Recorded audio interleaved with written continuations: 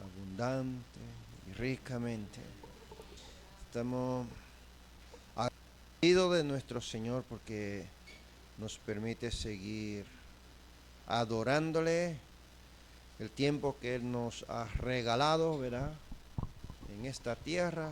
Estamos agradecidos porque Él es fiel, Él es verdadero y Él permanece firme, ¿verdad? A su promesa, su palabra. Bueno, continuamos con el estudio de transformado, Levítico y santificado, santificado. Y, y qué bueno que cada vez Dios nos va santificando, nos va transformando, ¿verdad? Y podemos eh, dejar que Él obre, ¿verdad? En nuestra vida, en nuestro favor. El miércoles pasado estuvimos analizando la fiesta de la trompeta.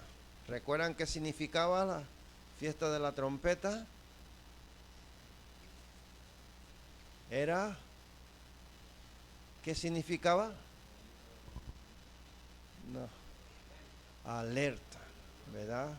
Estar alerta, era un aviso, estar alerta, cambio de tiempo, ¿verdad? Cambio de tiempo. Y Dios nos invita siempre a estar preparado, alerta, ¿verdad? Y hoy vamos a continuar con el estudio en el capítulo 23. El miércoles pasado llegamos hasta el verso 26, así que hoy continuamos a partir del verso 27 y vamos a leerlo hasta el 32. Lo leemos hasta 27 hasta el 32 y así vamos avanzando en este estudio y vamos viendo lo que el Espíritu Santo quiere enseñarnos a través de esta penúltima fiesta del pueblo de Israel. A los 10 días de este mes séptimo será el día de expiación. Tendréis santa convocación y afligiréis vuestras almas y ofreceréis ofrenda encendida a Jehová. Ningún trabajo haréis en este día, porque es día de expiación para reconciliaros delante de Jehová vuestro Dios. Porque toda persona que no se afligiere en este mismo día será cortada de su pueblo. Y cualquiera persona que hiciere trabajo alguno en este día, yo destruiré a la tal persona de entre su pueblo. Ningún trabajo haréis, estatuto perpetuo es por vuestras generaciones en donde quiera que habitéis. Día de reposo será a vosotros y afligiréis vuestras almas, comenzando a los 9 días del mes en la tarde. De tarde a tarde guardaréis vuestro reposo. Amén. De tarde a tarde. La tarde del día 9. ¿Recuerdan que el miércoles pasado estuvimos hablando que el día judío empezaba ¿cuándo? ¿A las 6 de la mañana o a las 6 de la tarde? A las 6 de la tarde. Y esta fiesta empezaba ¿cuándo? Día 9 a la tarde hasta el día 10 a la tarde. terminaba. Entonces, vamos a ver la expiación. Aquí vemos que se celebraba el día de la expiación. También se le llama el día del arrepentimiento. Entonces, la expiación significa cubrir o limpiar el pecado. El día de la expiación mostraba que Dios no solo perdona el pecado, sino que sana el daño espiritual que éste provoca. Ya cuando Jesús sanaba a los enfermos, ¿qué les decía? Eres salvo, ¿cierto? Y eso enojaba mucho a los fariseos, ¿no? Porque, ¿cómo? Que eres salvo. Y le ha sanado de una enfermedad y le decía, vete, tu pecado te son perdonados. Qué cosa, ¿no? Si era un enfermo, le ha sanado. Sin embargo, le dice, tu pecado te son perdonados. O sea, Dios perdona y sana el corazón maltratado por el pecado. Maravilloso. Recordemos, Dios advirtió a Moisés que nadie podía entrar al lugar santísimo cuando él quisiera, sino solo el día de la expiación. Solo este día del año podía entrar ¿quién? ¿Sacerdote o sumo sacerdote? El sumo sacerdote. Solo una vez al año, y es esta fiesta. En la única vez que el sumo sacerdote podía entrar al lugar santísimo. Eso lo estudiamos en el capítulo 16, versículo 2 de Levítico. Solo ese día podía entrar el sumo sacerdote. Esto destaca la seriedad de lo que se estaba haciendo y que debía realizarse exactamente como Dios lo había establecido. Aquí no podía venir con otras ideas. Aquí el pueblo no le podía decirle a Aarón, oye, podemos hacerlo ya de otra manera, que ya estamos cansados ya de hacerlo así. Vamos a hacer otra actividad, vamos a hacerlo diferente. No, aquí no podían inventar. Tenían que hacerlo tal y como Dios le había ordenado. Cuando observamos el texto bíblico, es tremendo lo que Dios le dice al pueblo de Israel. Si ahí no podía haber nadie bailando ni escuchando una música diferente de lo que tenían que hacer. Ahí no podían estar, no, que vamos al parque, vamos a hacer otras cosas, que yo me aburro aquí. Aquí no podían ellos ir con tontería, aquí tenían que estar afligidos. Era bastante serio porque imagínate que todo el pueblo de Israel tenían que estar todo bien perfilado ese día. Ese día tenían que estar bastante concentrados en lo que ellos estaban haciendo. Además, este día exigía un descanso total de todo trabajo, para que toda la atención del pueblo estuviera ¿en quién?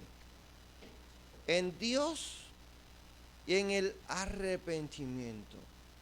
Según el versículo 27 29 y 32 que hemos leído. Aquí Dios le manda a ellos que tenían que afligirse y tenían que guardar reposo ese día. Porque era necesario un descanso total. Esto no era igual que un sábado, que ellos se podían relajar, igual podían estar por ahí en grupito, podían estar en su casa. Aquí no podían hacerlo así. Tenían que estar todos reunidos, meditando en Dios y reflexionando en su vida espiritual. Era un arrepentimiento total que tenían que hacer ese día. Y esto era para asegurarse que el arrepentimiento fuera intencional y que toda la comunidad participara concentrada en Dios. Todos tenían que estar allí. Bueno, esto no era opcional. Bueno, yo me quedo en mi campamento y yo lo hago en mi campamento. Tenían que estar ahí, todos reunidos. Y fíjate que era muy diferente totalmente esta fiesta a las otras fiestas. Muy diferente. Total que era un arrepentimiento, le podríamos llamar que era un día de ayuno, un día que igual ellos tenían que afligirse, o sea que ahí no podían ellos alegrarse, porque había una gran consecuencia. O sea, era muy seria esta fiesta, era una fiesta de la más solemne, vamos a decirle, que el pueblo de Israel tenía que hacer. Y la preparación del sumo sacerdote también era diferente. En las otras fiestas tenía que vestir con su ropa muy elegante que tenía, pero aquí tenía que hacerlo de una forma también diferente. Su ropa era diferente. Antes de entrar al tabernáculo, Aarón debía purificarse por medio de un lavado con agua y vestirse con ropas de lino. Esto también lo vimos en el capítulo 16, el versículo 4. No usaba sus ropas preciosas, sino esa ropa humilde. Debía ofrecer un toro como sacrificio por sus propios pecados y los de su familia. Y rociaba la sangre sobre el arca del pacto. Esto lo vimos en el versículo 6 y 11 de ese capítulo 16. Y no sé si recuerdan el por qué un toro. ¿Por qué él tenía que matar un toro? No un cordero o qué sé yo, un cabrito o un animal más pequeño. Tenía que matar un toro. ¿Alguien recuerda por qué el toro? Cuando lo estudiamos. Sí, el sumo sacerdote.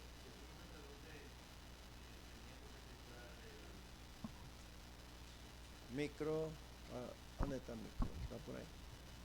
Espera, Jacob. Dáselo, Jacob.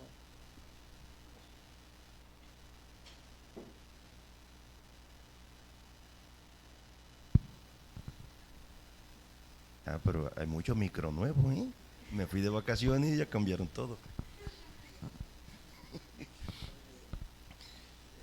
Pues estuvimos en tiempo atrás estudiando que el sacerdote pues tenía que presentar un toro porque era la máxima responsabilidad.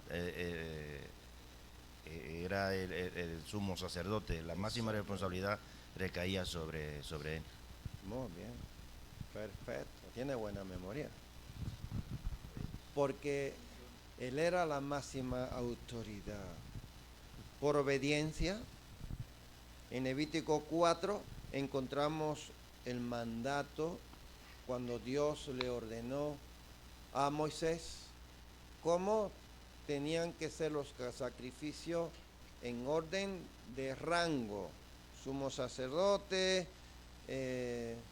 jefe del pueblo, jefe de familia y así sucesivamente, o por todo el pueblo, ¿verdad? El toro. Para el sacerdote ungido o para pecados que afectan a toda la comunidad. En Levítico 4, del verso 3 al 12. Un macho cabrío o cabra para jefe o líderes del pueblo de Israel. Levítico 4, versículo 23 hasta el 28. Cordero o cabra joven para el pueblo común. Para una persona que no tuviera ningún cargo en el pueblo de Israel. Verso 4, capítulo 4, versículo 27 a 31. ¿Y esto para qué era? Estamos repasando un poco para que entremos en contexto y podemos entender esta fiesta que estamos analizando. Para que se sepa que incluso el líder espiritual necesitaba perdón antes de interceder. O sea, él se tenía que purificar, no porque él era el sumo sacerdote podía entrar al lugar santísimo así como así. Tenía que purificarse, ¿verdad? Para poder ofrecer sacrificio en ese lugar santísimo a un Dios santo. Ofrecía por sus pecados y su familia, por el pecado de él, el pecado de su familia, para enseñar que nadie puede acercarse a Dios sin expiación, ni siquiera el sacerdote. O sea, toda persona que se acerque a Dios. En Hebreo capítulo 11, versículo 6, encontramos ahí al escritor diciendo que es necesario que se acerque a Dios crea que Él es y que Él es Dios. O sea, que no es a otros dios a quien están ofreciendo, a un ídolo, sino a un Dios santo, a un Dios verdadero, y que Él premia, ¿verdad? Recompensa a la persona que se acerca reconociendo quién es Dios. Luego se presentaba dos machos cabríos.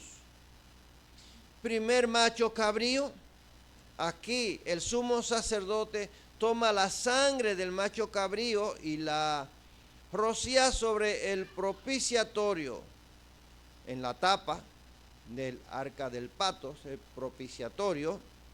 Esto apaciguaba, escucha bien, apaciguaba la ira de Dios y cubría los pecados del pueblo. Esta sangre, cuando cogían la sangre del macho cabrío, la rociaban sobre el propiciatorio, apaciguaba ¿a quién? Apaciguaba la ira de Dios. ¿Y qué más hacía?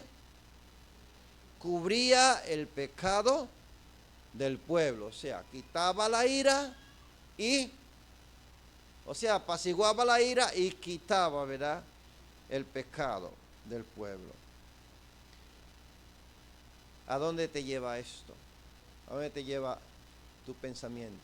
¿Qué parte de la Biblia? ¿Qué historia de la Biblia? Sacrificio de Cristo. Cristo calmó la ira de Dios.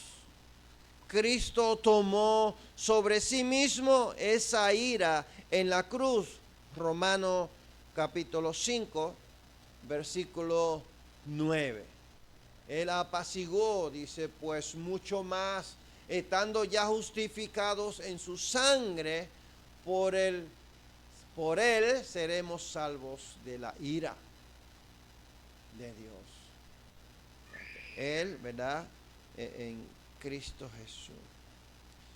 El segundo macho cabrío, el chivo expiatorio, sobre cuya cabeza Aarón imponía las manos y confesaba los pecados del pueblo, y luego era enviado al desierto.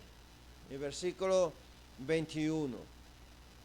Era enviado al desierto. ¿Y a qué era enviado al desierto este chivo?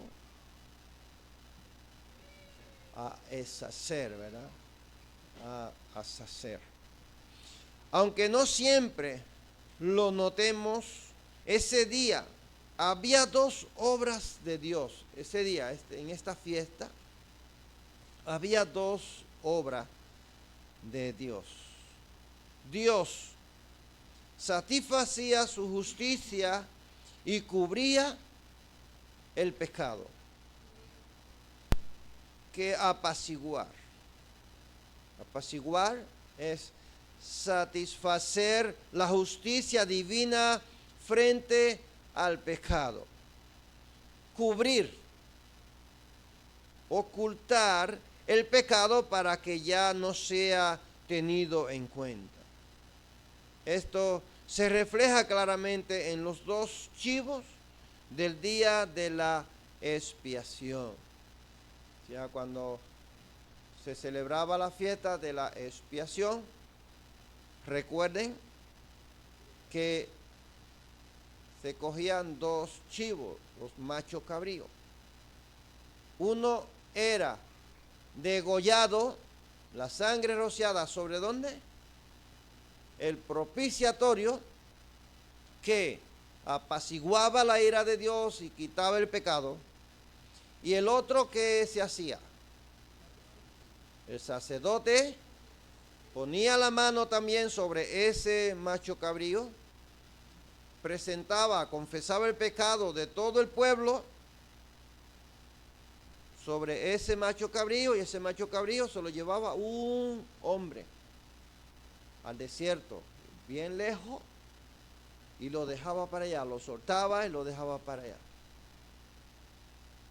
Y ese macho cabrío llevaba el pecado del pueblo, fuera de Israel. Con este acto se hacía la expiación o eliminación del pecado, quita los pecados y los aleja completamente del pueblo. En Cristo, nuestros pecados son perdonados y no se nos vuelven a imputar. Salmo 103, versículo 12. Aquí en este salmo dice: cuanto está lejos el oriente del occidente, hizo alejar de nosotros ¿qué? Nuestras rebeliones, o sea, nuestros pecados. Lo alejó. Fíjate, el salmita ahí está meditando, reflexionando en este acto que se hacía en el pueblo de Israel, en estos dos machos cabríos. ¿Qué hacía el pueblo mientras tanto? ¿Qué hacía el pueblo? Bueno, el sacerdote estaba haciendo sacrificio y el pueblo estaba ¿dónde? Y el campamento permanecía en silencio solemne. Sacerdote estaba trabajando, ofreciendo sacrificio, mientras que el pueblo del campamento estaba en silencio total. ¿Por qué estaban en silencio? Pues porque estaban afligidos y porque estaban meditando en Dios, en su vida personal, y estaban todo el día ahí y tenían que hacerlo, y el que no lo hiciera tenía una grave consecuencia, no por Moisés ni por Aarón, por el que todo lo ve, porque el que escudriña el corazón. Yo me imagino, hermano, la tensión que tenía que tener cada persona ese día para cumplir con lo que Dios le exigía justo ese día. La gente se afligía, o sea, nadie trabajaba, nadie podía hacer absolutamente nada. La gente se afligía por sus pecados. Versículo 27, 29 y 32. Si quieren lo volvemos a leer para que vean la responsabilidad que caía sobre cada persona. Era algo individual y personal. Esto no era observar cómo lo hace fulano para yo imitarlo, no. Aquí era algo personal. A los 10 días de este mes séptimo será el día de expiación.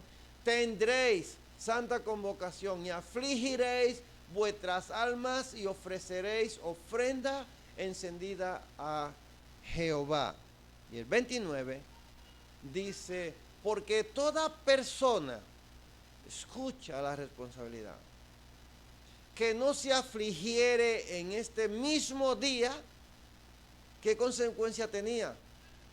Será cortada de su pueblo. O sea, el que no lo hiciera, el que no se afligiera ese mismo día, ahí mismo se quedaba muerto. No lo mataba Aarón, no lo mataba Moisés, no lo mataban los soldados, lo mataba Dios, el que escudriña el corazón, el que conoce el pensamiento y el que todo lo ve. O sea, que no importara dónde estuviera, así estuviera rodeado de muchas personas y estuviera ahí haciendo el tonto, ahí mismo se quedaba. Ve que había una gran responsabilidad. Por eso digo que qué tensión tendría cada persona. Por eso estaban en silencio, ahí meditando, ¿verdad? Y yo me imagino que alguien me hacía así con el codo y yo ahí me quedaba tranquilito, ni siquiera lo miraba para que no me desconcentrara. Tremendo, hermano. De hecho, Dios establece que cualquiera que trabaje en este día será cortado del pueblo, es decir, enfrentará la muerte. O sea, había dos cosas que no podían hacer aquí. ¿Cuáles eran esas dos cosas? No podía trabajar. Y la otra cosa, ¿cuál era? Tenía que estar afligido, concentrado, meditando, adorando a Dios, reflexionando en su vida personal. Dame el micro a Ada.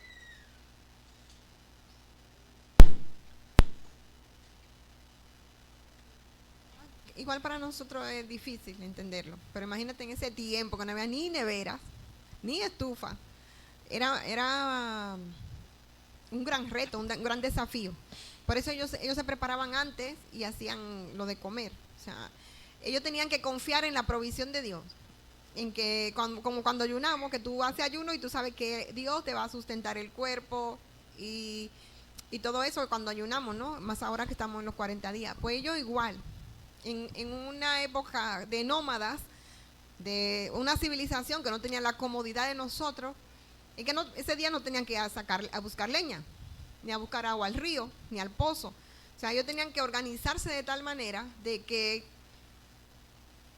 si lo que tenían era suficiente, o sea, porque Dios le iba a proveer. O sea, imaginémonos, viajemos en el tiempo y pensemos en un judío en el año 1600 antes de Cristo. O sea, Dios le está diciendo, paren todo, detengan todo y piensen en lo que yo he hecho por ustedes y lo que estoy haciendo. Y es un poco semejante a cuando ayunamos, ¿no? Que paramos todo, sobre todo la comida, las redes sociales, porque si no, tú no haces una conciencia de lo que Dios es. Pero eso, ese ejercicio tenemos que hacerlo. Así es. Fíjate que en todas las fiestas que hemos analizado no había algo tan serio como en esta.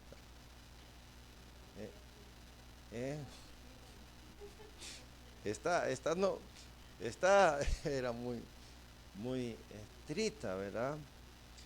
¿Por qué hay pena de muerte aquí en esta fiesta? Y es de las 7 fiestas la única que tiene pena de muerte. Tenía castigo. Porque el pecado no purificado, no perdonado, no confesado, es extremadamente serio, es peligroso. Y este día enseñaba que la limpieza ante Dios no puede tomarse a la ligera. Tiene que ser con una gran responsabilidad. O sea, nosotros ahora no tenemos que hacer ese ritual. Yo no estoy enseñando que tenemos que hacer lo que ellos hacían, matar un macho cabrío, afligirnos y estar todo el día ahí reflexionando.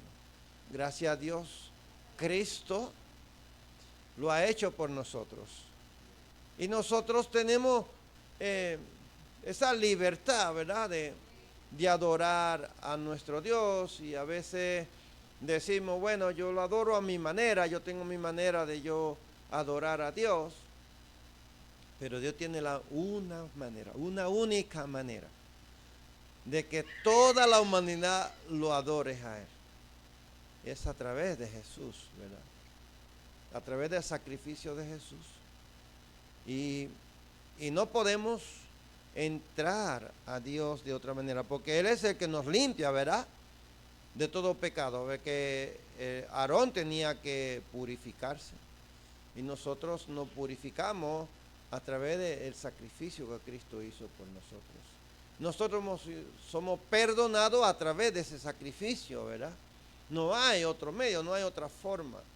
Solamente es a través, ¿verdad?, de ese sacrificio. ¿Cierto?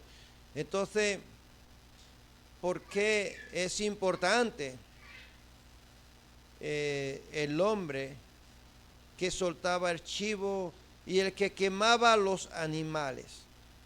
Aquí encontramos dos personas más. 2 machos cabríos. Y encontramos 2 personas aquí que son importantes.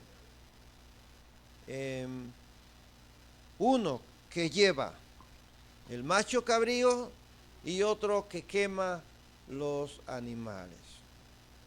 En el capítulo 16 de Levítico, verso 21, verso 26, verso 28. Esto ya lo hemos analizado, ¿verdad?, en otros estudios cuando estábamos en ese capítulo. Bueno, estas 2 personas son importantes aquí porque le enseñaba que el pecado no es algo incierto ni invisible, aunque parezca eliminado, aun cuando parece destruido, es perverso, y Dios en su soberanía siempre ha establecido como eliminarlo sin comprometernos a nosotros. Dios tiene su forma de obrar en nuestra vida, y a cada uno de nosotros Dios nos ha llamado de una manera distinta, pero nos ha perdonado, nos ha transformado a través de un solo medio. O sea, si yo le preguntara a cada uno de los que estamos aquí, de qué forma Dios te llamó, cuál fue la forma en la que tú aceptaste a Cristo, a lo mejor alguno porque sintió ese llamado así sin que nadie le hablara. Quizá otro porque tiene un familiar, porque en el caso mío yo nací en una familia cristiana. En otros casos puede ser porque haya escuchado mensajes en las redes sociales. De muchas formas, ¿verdad? Dios nos ha llamado a nosotros. Pero solamente ha tenido un medio de salvación.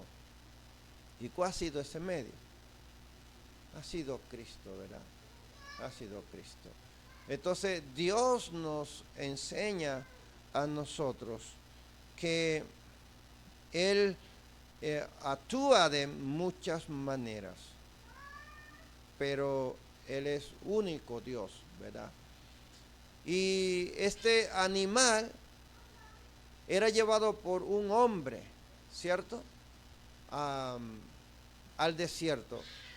Pero esto nos enseña a nosotros que Dios quita nuestros pecados. ¿Y qué hace con ellos? Los lleva lejos, ¿verdad? Lejos de nosotros. Y está en nosotros querer irnos detrás de ese pecado, volverlo a coger.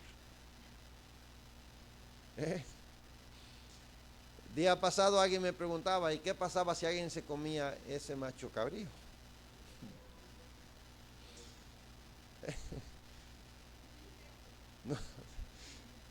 No lo sé qué pasaría, hermanos, pero yo sé que ese macho cabrío se llevaba el pecado lejos del pueblo de Israel, no regresaba. Entonces, mirando escatológicamente en Cristo, a través de Cristo, la culpa y la ira de Dios ya han sido aplacadas. Y al final de los tiempos, todo pecado será eliminado de la creación. Escucha, esta fiesta, recuerdan que hemos dicho que habían 3 fiestas que todavía no se habían cumplido en la totalidad. Y esta es una de ellas. Se ha cumplido en parte en Cristo Jesús, que quita el pecado del mundo. Está en función. Está en función. Porque la iglesia todavía no ha sido quitada. O sea, el sacrificio de perdón del pecado que se hacía en esta fiesta está en acción hoy día a través de Cristo. O sea, ellos lo hacían. Pero una vez que Cristo murió, resucitó, empezó a cubrir el pecado de la humanidad, todo aquel que se acerca a Él. Y está en función, está activo. Pero hay una parte de esta fiesta que todavía no se ha cumplido y no se está cumpliendo, pero sí que se va a cumplir al fin de los tiempos, cuando Dios juzgue a todas las naciones y haya cielo nuevo y tierra nueva donde more la justicia de Dios. ¿Ustedes piensan que el pecado ha sido eliminado? ¿Qué piensan ustedes? ¿Ha sido eliminado el pecado? ¿Sí o no? Levanta la mano que piense que el pecado ya ha sido eliminado. No. Todos somos pecadores. ¿O no? ¿O tú no te sientes ser pecador? Todos somos pecadores. O sea, el pecado no ha sido eliminado. Dios ha perdonado nuestros pecados de incredulidad, pero nosotros seguimos siendo pecadores, seguimos siendo mentirosos, seguimos todavía en una mente que perversa, un corazón perverso, ¿verdad? Pero nosotros nos esforzamos para no practicar el pecado. Una cosa es que seamos pecadores, otra cosa es practicar el pecado. La expulsión del chivo al desierto y la quema total anticipan que nada impuro permanecerá ante Dios. Nada. Sea para estar ante la presencia de Dios, tenemos que estar puro, sea limpio, ¿verdad?, del pecado. El chivo expiatorio anticipa la justicia final de Dios. ¿Recuerdan que ese chivo, cuando Aarón ponía la mano sobre su cabeza y confesaba el pecado del pueblo, es como si él vaciara en ese chivo todo el pecado del pueblo? Y ese chivo se llevaba el pecado del pueblo lejos, ¿verdad?, del pueblo de Israel. Entonces, ese chivo expiatorio anticipa la justicia final de Dios, donde se eliminará, escucha, en futuro, se eliminará completamente el pecado y se purifica toda la creación. Y eso todavía no ha sucedido ni está sucediendo. El que acepta a Cristo, esa persona es perdonada, es limpiada, lavada con la sangre de Cristo. Pero esa persona, pero el mundo sigue ahí. El mundo sigue estando en su delito, ¿verdad?, disfrutando de su deleite. Pero ese mundo Dios tiene que purificarlo, exterminarlo. ¿Y cómo lo tiene que hacerlo? ¿A través de qué? A través de fuego. A través de fuego. Entonces ve que hay un hombre que lleva el chivo expiatorio vivo. ¿A dónde? Al desierto. Pero hay otro que quema. Y el fuego significa juicio, pureza, elimina toda impureza. Entonces Dios ha determinado que el fin del mundo va a ser ¿con qué? Fuego y azufre, para eliminar todo pecado, toda corrupción, purificar y así hacer tierra nueva y cielo nuevo, donde more la justicia de Dios. Entonces la justicia final es el momento en que Dios pone fin al pecado, eliminándolo por completo de la creación. Lo que en el día de la expiación se vivía de forma simbólica, en el futuro escatológico se cumple plenamente en Apocalipsis capítulo 20, versículo 14 al 15 y 21, versículo 24. Aquí escatológicamente se cumple ese tiempo. Si quiere podemos leer capítulo 20,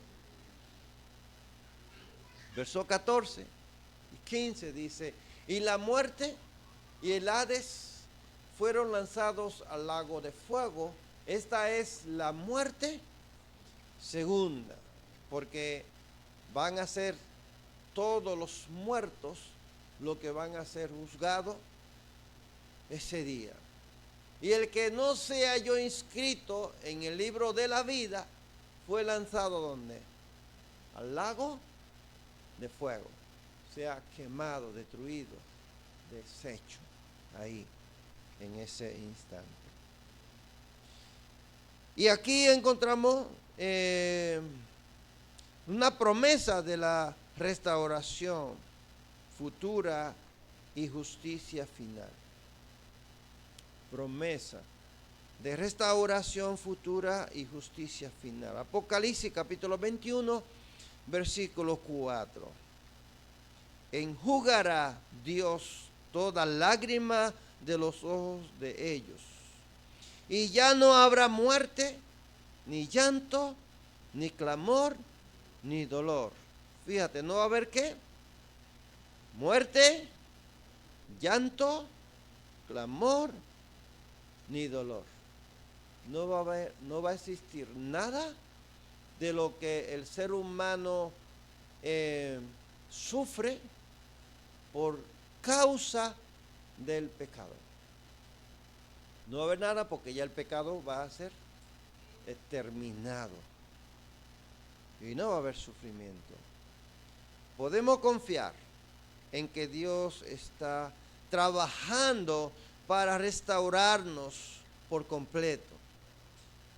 Ahora y para qué? Para la eternidad. No ahora por un rato, por un par de días, un par de meses, un par de años, no. Esto es algo, hermanos, futuro para cada uno de nosotros. Y yo sé que es un tiempo que todos anhelamos ver, ¿verdad que sí?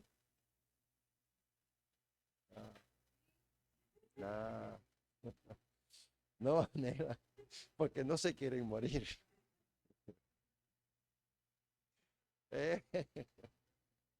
Yo sé que nadie se quiere morir, ¿verdad que no? Entonces no lo anhelan. No lo anhelan. Es,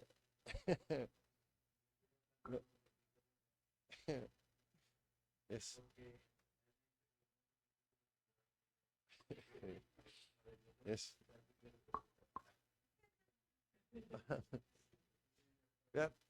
no, decía un predicador que las personas más mentirosas son los cristianos. Y en eso tiene razón.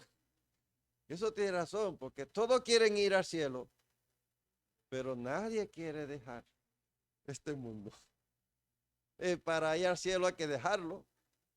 No podemos llevar un trozo de esta tierra para allá. Tenemos que dejarlo, ¿cierto? Entonces tenemos que separarnos, ¿no? de las cosas vanas de este mundo. Tenemos que apartarnos, tenemos que consagrar nuestra vida para ese día, para ese encuentro, ¿cierto? Con nuestro Señor. Y tenemos que limpiarnos, purificarnos cada día a través de esa sangre preciosa de nuestro Señor Jesucristo. De ese sacrificio maravilloso, ¿verdad? De esa expiación que Él hizo. Expiar, ¿saben lo que es? Quitar, ¿verdad?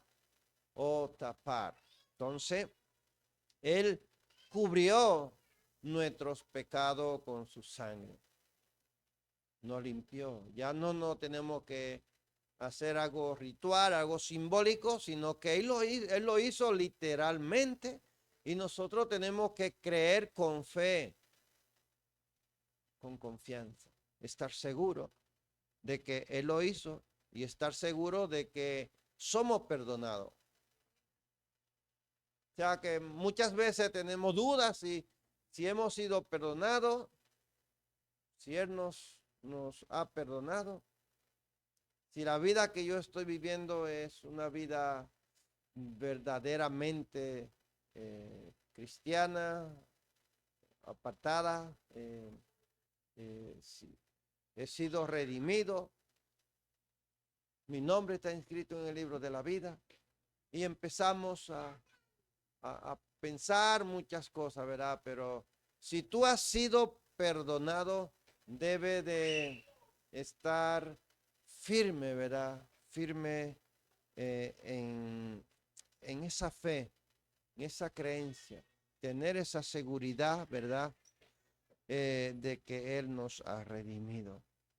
Bueno, pues hasta aquí hemos llegado con este estudio.